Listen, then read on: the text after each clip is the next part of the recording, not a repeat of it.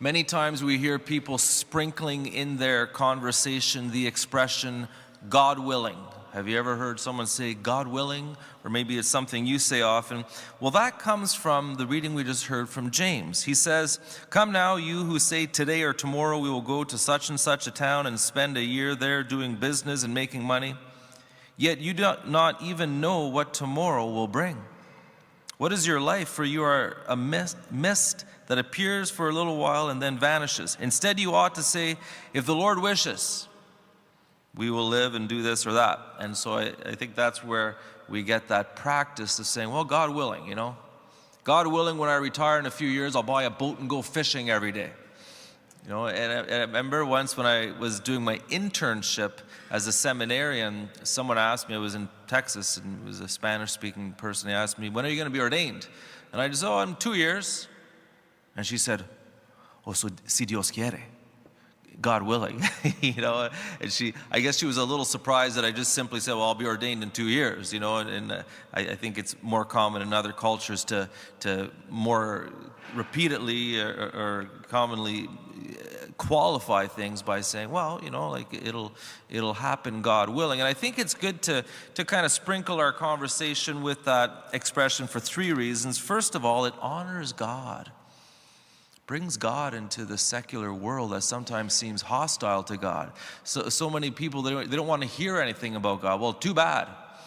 You know, it's good to mention the Lord our God because He's with us always. We're supposed to practice His presence. The other thing is, it is a simple way to bring to mind the good Lord when we're with people. You know, sometimes I'm with people, I know they're not at all religious, but I'll mention, oh yeah, you know, God willing. It's good for other people to get a little kind of reminder that, yeah, there is a God, and He does watch over us. And also the thing about mentioning God willing, it's also a reminder that we might not be alive tomorrow. This life is passing. Like James says, what is your life? For you are a mist that appears for a little while and then vanishes. This life, this wonderful life, is short. We're not made ultimately for this planet Earth, for this short life. We're made for heaven. Our citizenship is in heaven. And a person is a fool if they live for this world alone, for this life alone. And so again, when we mention in conversation, oh, God willing, it might be a little reminder for, you know, the listeners, the hearers, to kind of think, well, I guess we don't know from one day to the next if we're going to still be here on planet Earth, you know, and it's good to reflect on eternity.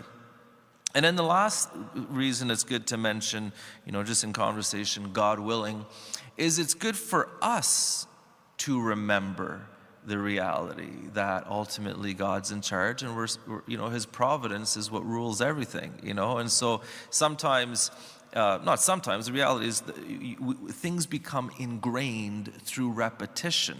And what we speak has a power, and even at a subconscious level, if we kind of consistently just mention, oh yeah, well, God willing, it's kind of does a work in our own hearts and minds and souls of we're kind of like evangelizing ourselves, you know, when we speak like this on a regular basis. And so I do encourage following James's, you know, recommendation that when we are talking about our plans, that we always mention, well, God willing.